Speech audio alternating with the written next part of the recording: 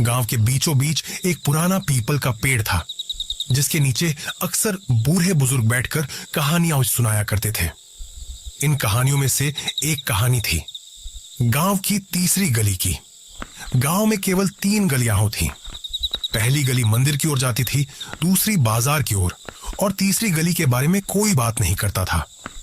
ऐसा नहीं था कि वह गली मौजूद नहीं थी, पर गांव वाले उसे अनदेखा करते थे, जैसे वह कोई बुरी याद हो। उस गली में कोई घर नहीं था, बस दोनों तरफ घने बबूल के पेड़ थे और अंत में एक पुराना सूखा कुआं। गांव का सबसे छोटा बच्चा टिल्लू बहुत शरारती था। उसकी आंखें हमेशा चमकती रहती थीं और मन में हजारों सवाल उमड़ते रहते थे। बूढ़े बुजुर्ग जब तीसरी गली की बात करते तो उसको देखने के बाद चुप हो जाते थे, तो टिल्लू का मन और भी व्याकुल हो उठता। तीसरी गली में ऐसा क्या है दादी? वह अपनी दादी से पूछता है। दादी, आप बताती क्यों नहीं? दादी एक लंबी सांस लेती हैं। उनकी आवाज में एक अजीब सी थरथराहट होती है। बेटा, उस गली में मत जाना, वहाँ समय रुक जाता है। टिल्लू की नन्ही आंखों में डर की जगह उत्सुकता भर जाती है। टिल्लू बोलता है, समय रुक जाता है? पर कैसे दादी?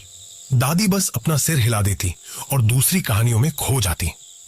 एक रात चांद बादलों के पीछे छिपा था। हवा में एक अजीब सी खामोशी थी। टिल्लू को नींद नहीं आ रही थी।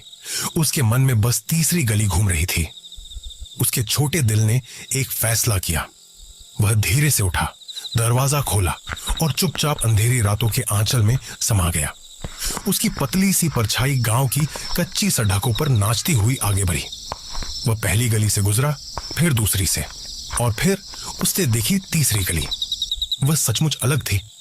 बाकी गलियों में घर थे, दियों की हल्की रोशनी थी, पर तीसरी गली बिल्कुल काली थी, जैसे किसी ने अंधेरे की चादर पहना दी हो। बबूल के पेड़ किसी प्रेत की उंगलियों जैसे लग रहे थे, जो उसे अपनी ओर बुला रहे थे।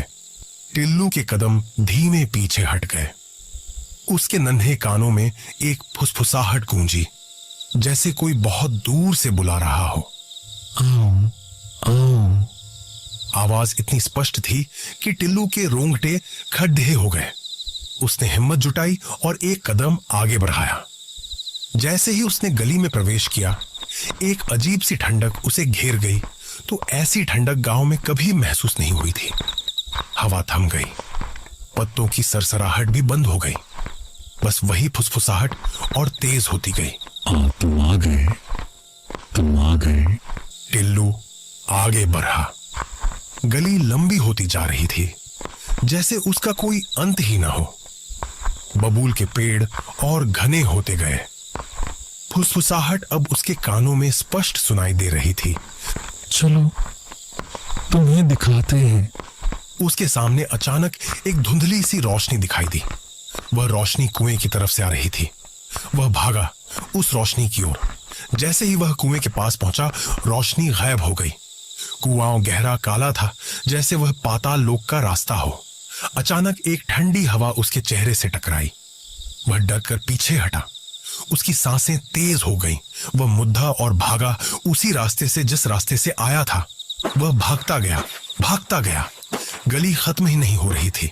उसे लगा जैसे वह एक ही जगह पर दौड़ाच रहा हो। उसने अपनी पूरी ताकत लगाई। आखिरकार वह गली के आखिर पर पहुंचा। उसकी सांस फूल रही थी। वह गांव में वापस आ गया था। उसने अपने घर की तरफ देखा। वहां दिया जल रहा था। वो दौड़ डाकर अपने घर की ओर गया और दरवाजा खटखटाया। दरवाजा खुला। उसकी दादी खड़ी थी। उन्हीं पुरानी आंखों से उसे देख रही थी। टिल्लू, कहाँ गए थे बेटा? रात भर जागे हो क्या? दादी, मैं तीसरी गली में गया था। दादी ने उसे प्यार से देखा और धीरे से मुस्कुराई।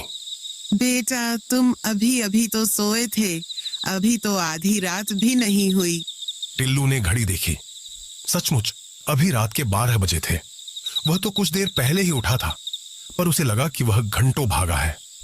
क्या यह एक सपना था? उसने अपनी दादी को देखा। उनके चेहरे पर वही शांत भाव था। वह बिस्तर पर गया और तुरंत सो गया। अगली सुबह सूरज की रोशनी से गांव जगमगा रहा था। टिल्लू उठा और नाश्ता करने बैठा। उसकी दादी ने पूछा, कैसी नींद आई बेटा? ठीक थी दादी। लेकिन उसके मन में अभी भी रात